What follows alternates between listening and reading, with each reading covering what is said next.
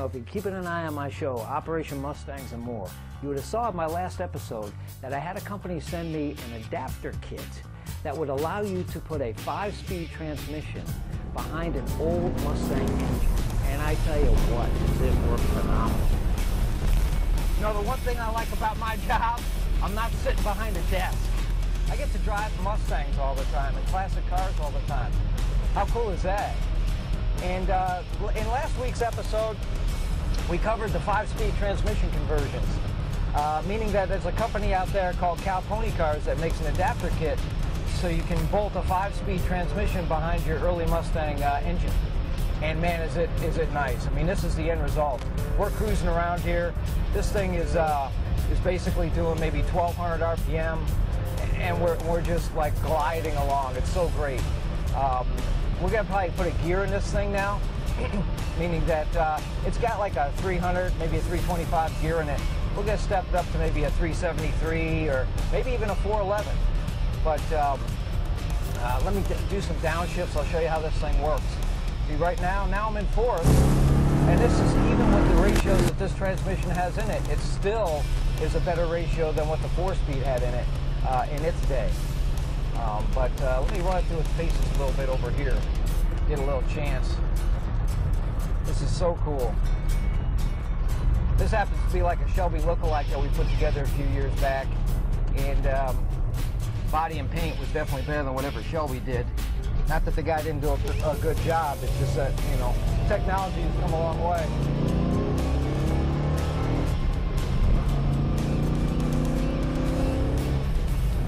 I'm only in fourth. I still got 5th gear to go. Now we're in 5th. And I'm just gliding. So potentially this car, the way it is now, it could go on the highway and go like 140 miles an hour.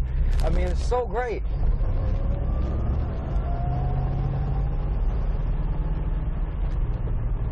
Here, I'll come to a dead stop and run it through its 5 gears.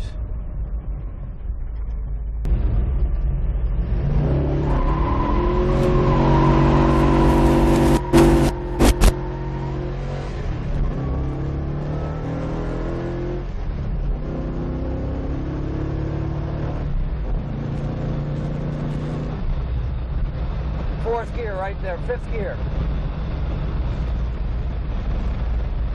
That's what I'm talking about. The 5-speed conversion is definitely the way to go in these old Mustangs, especially if you want to have a lot of fun. Let's take her back to the shop and get that gear in the rear end, and we'll really be able to lay some rubber.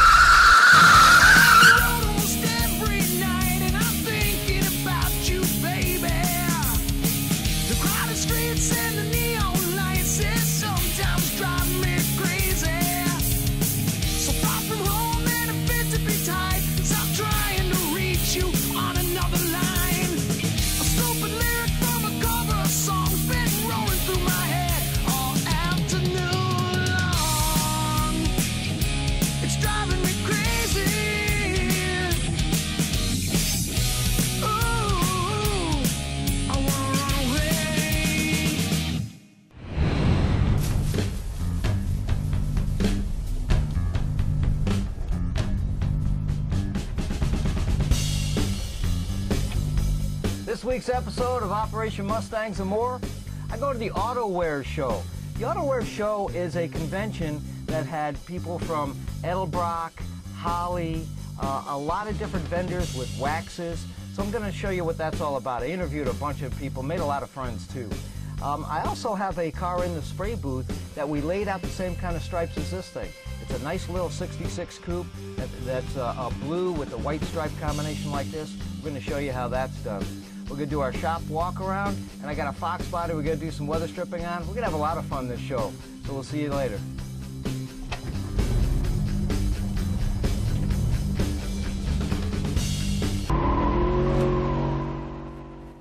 You know, the Fox body Mustangs were the most popular Mustangs made.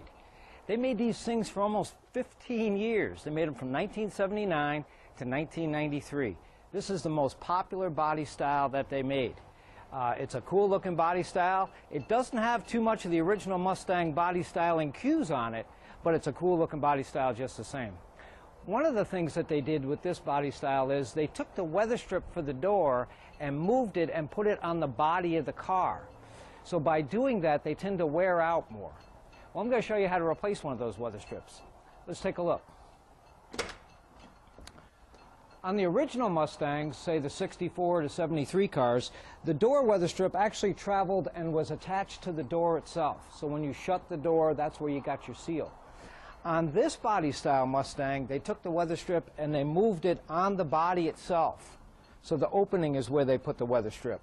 Not a bad idea. The only downfall is that it tends to wear out more. You get in and out of the car and you kick the weather strip.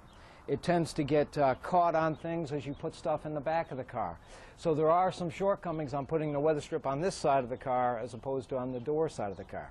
But we're going to show you how to replace this weather strip. It's pretty easy to do. First thing you're going to want to do is remove the screws that travel along the scuff plate itself, this plastic panel down here. Once you take those 3 screws out, then towards the back seat area here, what you have is a seat belt that you'll have to loosen and take off also. And you'll need like a Torx bit, what's referred to as a Torx bit, to take that off of there. Once you remove that, there'll be a series of screws that hold the interior trim panels together. You take those out because you'll need to loosen those because they're holding the weather strip in also. And then there's a small panel that goes across the top of the opening, the door opening itself, that is basically just snapped into there. You'll take that off too. Once you do that, then you'll start pulling your weather strip out, piece by piece.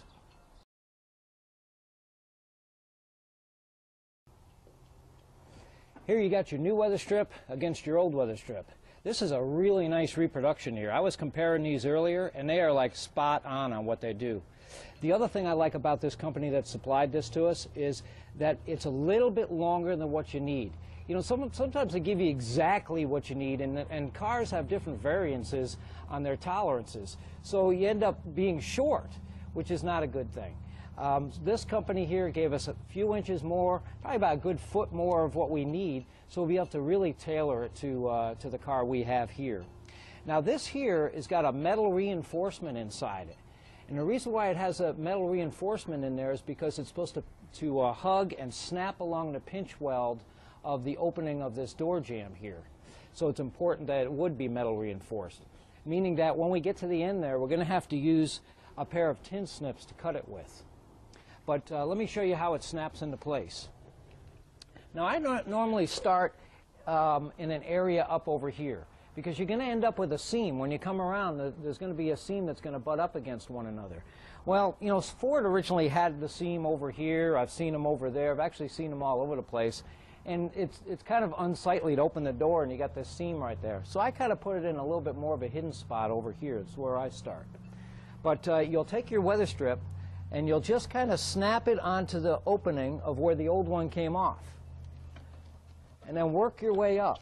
It really goes right into place. I tell you what, I'm really satisfied with this company that sent me these weather strips. I get so much stuff that's garbage sent to me, and this is really good stuff. You just work it along, make sure you're snapping it in there.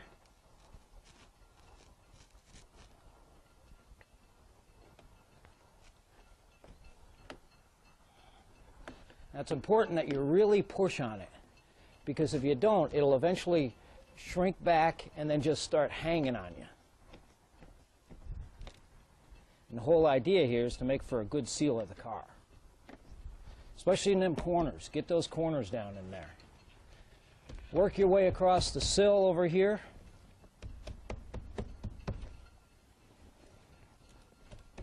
And then up towards where you started.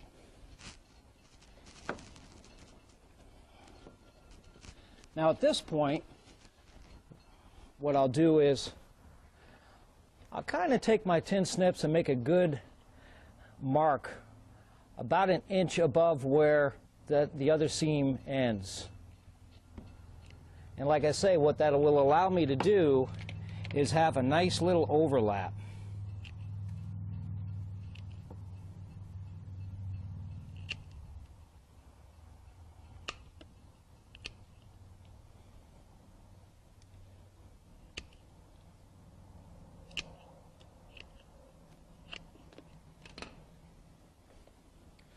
push it underneath the other weather strip like that. It'll help hide the seam and also force it one inside the other.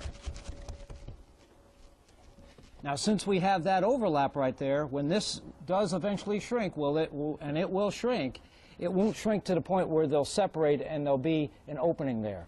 It'll just shrink to the point where they'll still be together.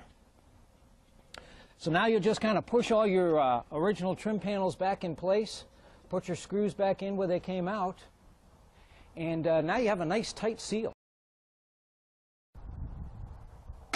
Nice.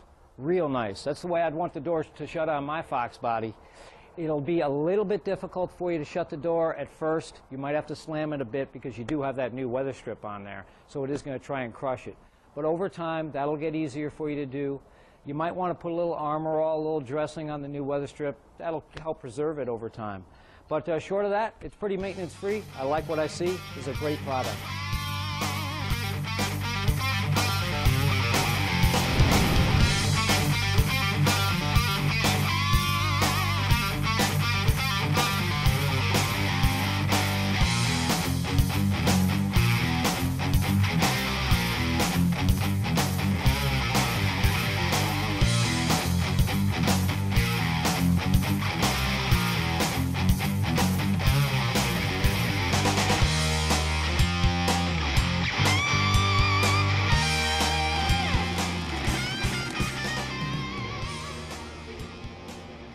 You know, in over 30 years of rebuilding old classic cars, we've done a lot of welding here at Mustang Restorations, and I've had a lot of welders. And I've been dealing through a company named HTP. They set me up with this pretty cool welder. It's a 200 amp. The thing I like about this thing is that it's heat settings. A lot of them have a heat setting, maybe 1 to 4 or 1 to 3 or 1 to 6 or whatever. This one not only has the 1 to 6 heat setting, but it's got this increment setting down here, meaning you can go to number 1 and then set it up to number 4 to get the maximum out of number 1. Then if that's not enough, go to number 2 and then back it off as far as your increments go there. So I've been dealing with some pretty thick steel today, so I got up to number 5 and I've dialed into number 3 down here. So I like that. You can dial it in. They carry a full line of not only welders but plasma cutters. Also the accessories that go along with those things. So go on their website, usaweld.com, and check out all the stuff they got. Pretty cool place to be.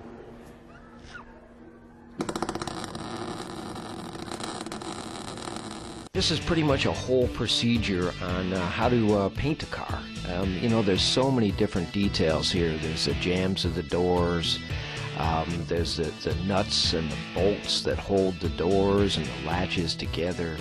There's just so many things on an automobile that you have to get prepped and painted before the actual car can get painted. You know, we got bolts here that the heads of them need to be the color of the car, and you know, to say nothing of the little round caps that cover holes, and the underneaths of trunk lids, the underneaths of hoods, the backs of headlight doors. But this is a pretty interesting car right here. This one here, we're making the Shelby blue with the white stripes. We've already jammed out the blue on the door jambs itself. And now what we're doing is we're working towards getting the white base on there. Because when you do a two-tone, the first thing you want to do is get your stripes on there first. You know, that's the lesser of the two colors, usually anyways. And so the idea here is to start masking off and getting the white base stripes going, which is pretty cool to do. What we normally do is, though, we jam the door, the color of the car, and then we paint the inside of the door black, in this case being black because it's going to be a black interior car. We'll fit the doors quite a few times to make sure they're going to fit after the fact. Because the last thing you want to do is get a car prepped, painted, then you got a door on there and you open it up and boom, you're starting to chip paint. But at this point, we're wiping down the car with a pre-cleano that keeps it wax-free. Anything that lands on it will keep it from getting a fisheye, which is a contaminant that's landed on the surface of it. And then from here, we're going to put our white base on there, which is the actual color of the stripe itself. again, the reason why we do the stripe first is because it's less of a color than the rest of the car. It's easier to mask off the stripe than it would be to mask off the whole rest of the car. But he's laying down the white stripe here. And just, you know, in the general area of where the stripe's going to be, because it's going to get masked off and covered.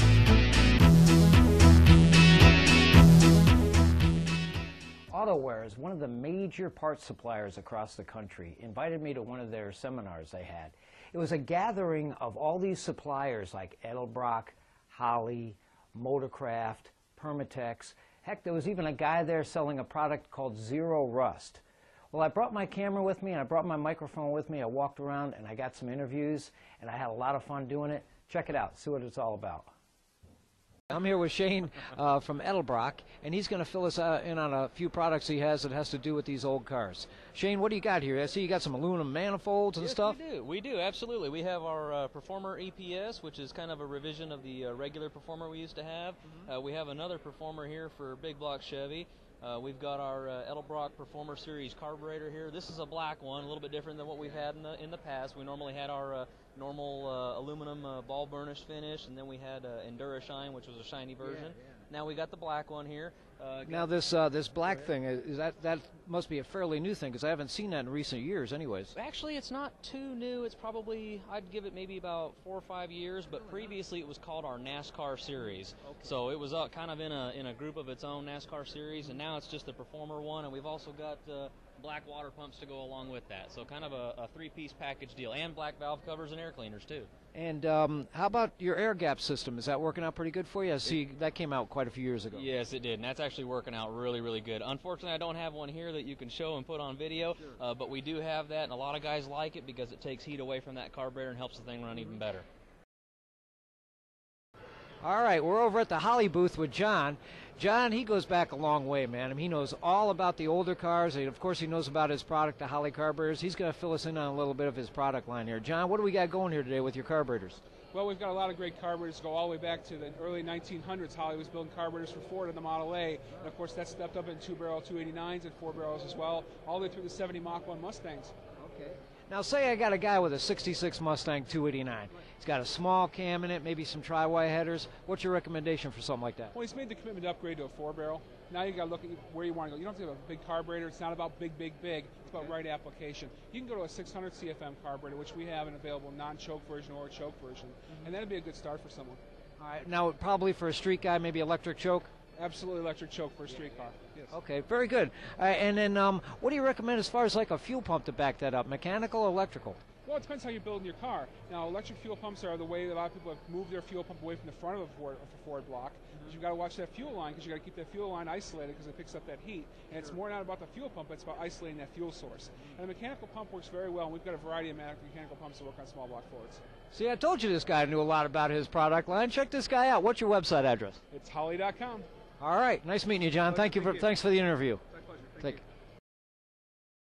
All right, I'm at the SeaFoam booth. I'm here with Tony, and he's going to fill us in on a bunch of products he has that pertains to the old cars. Tony, what do you got here, buddy? Well, we got the SeaFoam, which is a great fuel stabilizer for when the car is sitting up and getting all the work done. Engine decarbonizer. It'll help with the ethanol issues that you are running into now with the older engines. Now, can you put this stuff where? I mean, in your gas, or where do you put it? You can put it basically in any fluid part of the car, in the gas, in the oil. Run it in through the intake, pour it down your carburetor throat. Gets the carbon off the backs of the valves and the tops of the pistons.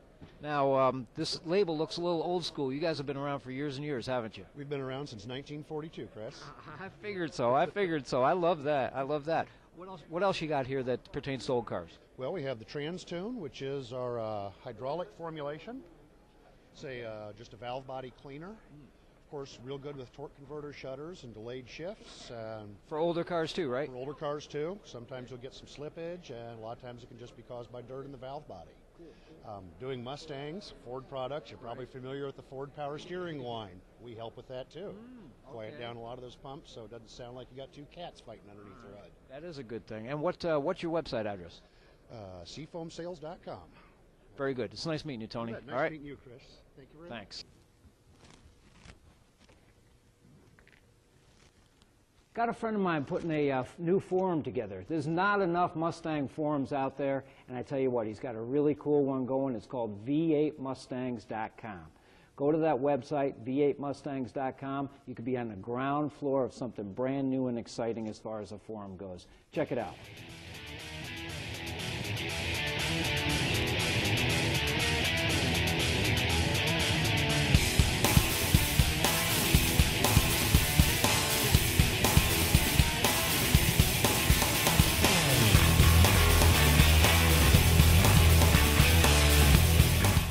Nothing like the smell of real leather.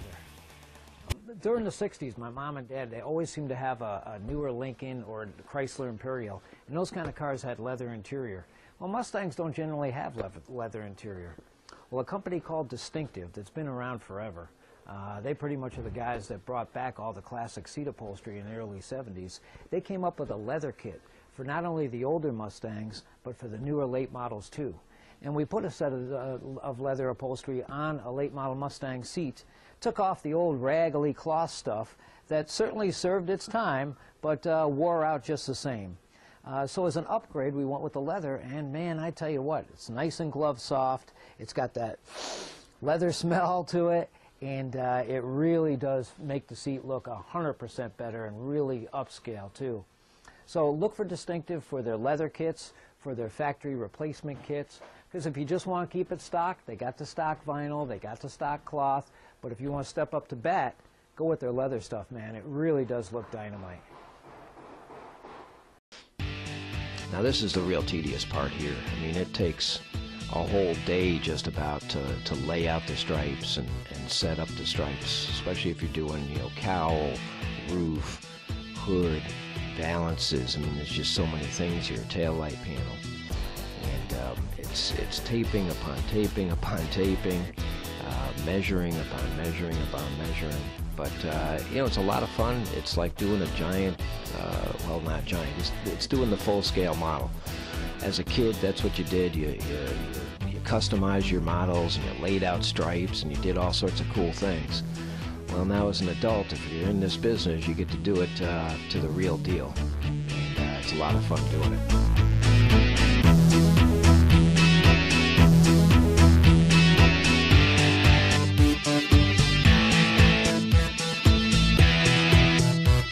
Now you can see it's starting to take some shape here. You can see where the stripe layout is going to basically be. Measurement upon measurement upon measurement gets done.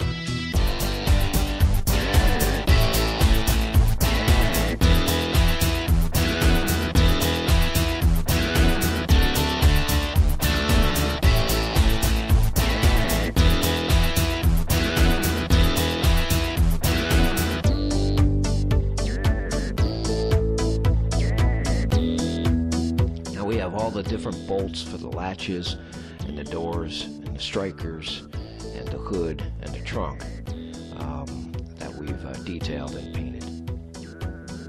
Roll her back into the booth now that the striping is masked off, and now we'll paint the blue. Really beautiful color blue.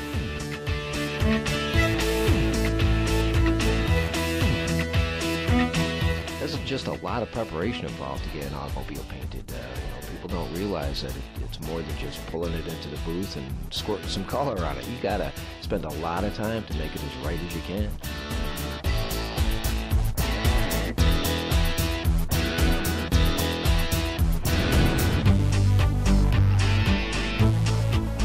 I'm here with Brian from Zero Rust, and he's going to tell us all about this new product he's got out here, and it might help us old cars out that we have in line here. Brian, show us what we got here. What we've got is our Zero Rust product is a phenolic modified alkyd that can go right over rusty metal. So if you have rust, you don't have to sandblast, you don't have to power wash, you don't have to grind it off. You just hit it with a probably a wire brush, knock the big flakes off. Was it kind of neutralized? Is that it? No, it actually builds a film over it that stops the moisture and air getting to the surface. And so if you stop moisture and air, you stop rust. Okay. And really what makes us different than most of the other stuff out there is that we're getting over 2,000 hours on the salt spray test. That's 4 months. What about priming and painting over it? It is a primer, okay? And so you can paint over just about anything. It's very top coat friendly. Urethanes, lacquers, waterbornes, about anything you want to go over the top of it. Does it come in like an aerosol thing or something like that? It does. It comes in 10 colors. We have an aerosol, all our aerosol cans here. We have 10 colors in quarts, gallons, and aerosol. All of them match across. And the other thing is that we're also a DTM. So if you've got, like, you replace part of a panel, so you got old and new metal, you can go right over at the same time. You don't have to put a primer on it to make our product. So we can go new metal or old metal. I'm here with Don from Mr. Gasket. Who hasn't heard of Mr. Gasket? These guys have been around for years. He's going to fill us in on a couple of products he has. Don, tell us about like a header gasket or whatever. Oh, we got them all. We got them all. We got problem solvers. We got stock gaskets. We got them There we go. in steel. We got them in aluminum. We got them in our super duper gasket material. Okay. Just What would so you they say? don't leak. What would you say is the biggest problem with header gaskets? I mean, why do they seem to fail so much? Because they're not straight. Either the heads aren't straight or the header's not straight. That's the problem. I'm here today with Jeremy, the Haines manuals. Everybody knows the Haines manuals, man. I mean, we grew up with these things, working on our old cars, our new cars. But anyways, he's the main rep here. This guy knows everything and anything about the Haines manual. This is Jeremy. What do we got going here today, Jeremy? I'd say not everything, but I do try. Basically, our program, we cover from vehicles, late model, all the way up to ATVs, motorcycles. Now, for a guy with like an old ~65 Mustang, you got things like that? We do have older coverage also. Basically, we're just trying to keep up with the newer makes and models, but we do have a full range of applications. It was probably a lot easier with the older cars. You had just like a carburetor and that was it. Now these new cars have all these electronics, right? Yeah, once electronics came into the picture, basically, the fuel injection back in the 80s changed the whole industry. That's why we really do try to stay up with the marketplace on new manuals coming up. So people, other than working in garages, can actually be able to work on their own vehicles.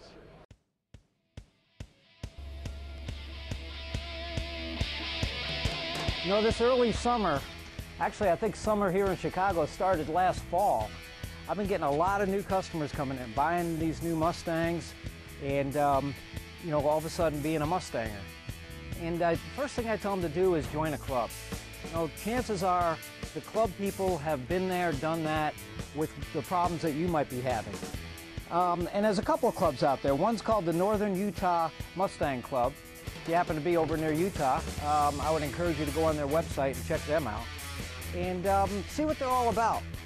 Clubs are a good thing because you can go to their event, you can see different cars, you can get ideas from other people of what they've done with their Mustang. And like I say, if they have an issue, then chances are, if you have the same issue, you can get a fix from them. Another one's called the Mustang and Classic Ford Club of Las Vegas. Now these guys have over 165 members in this club, so it's a pretty big club. So if you're out there too, check them out and you'll be able to maybe see one of their events. But number one thing, when you get a Mustang, join the club.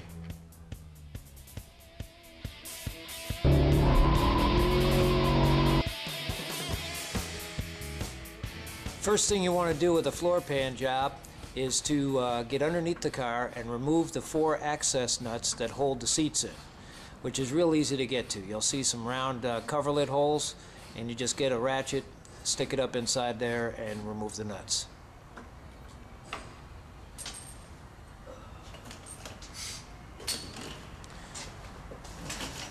Once those are removed, just a matter of lifting the seat right out of where the carpet is.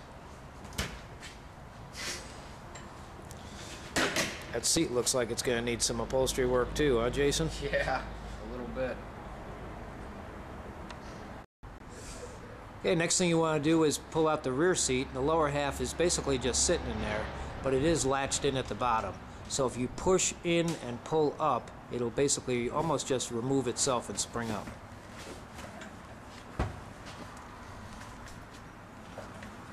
See, on the floor are these little hook deals that latch into the lower part of the seat. And that's what's holding the rear seat in. Nothing big. From here, you're going to want to remove your scuff plate, your kick panel. This particular kick panel has a stereo option on it, so you got to be careful pulling that out of there so you don't yank on the wire.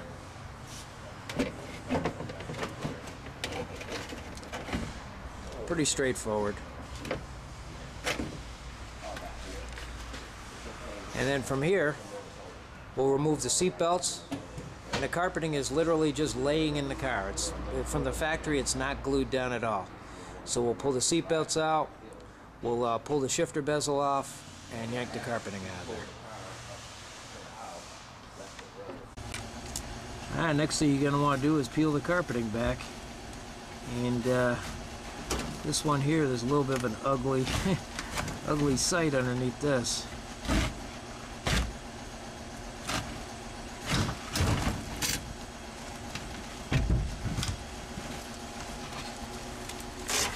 We got some factory insulation padding right there. And if we remove this factory insulation pad out of the way, we'll see more of the rusty floor.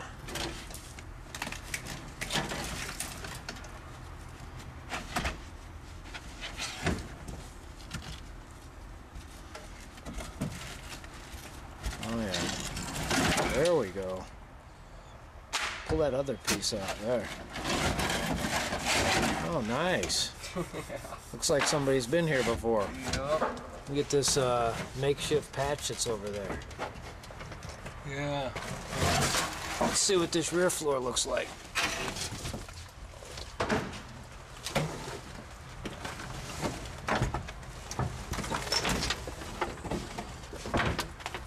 Oh, okay. Well, that's why we're doing floor pans to this car, because it needs it.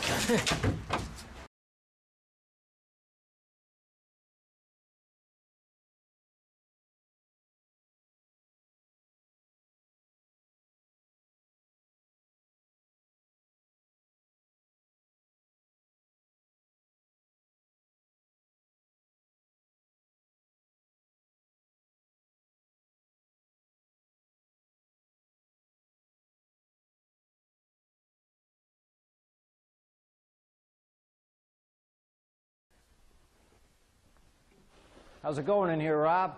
Oh, man.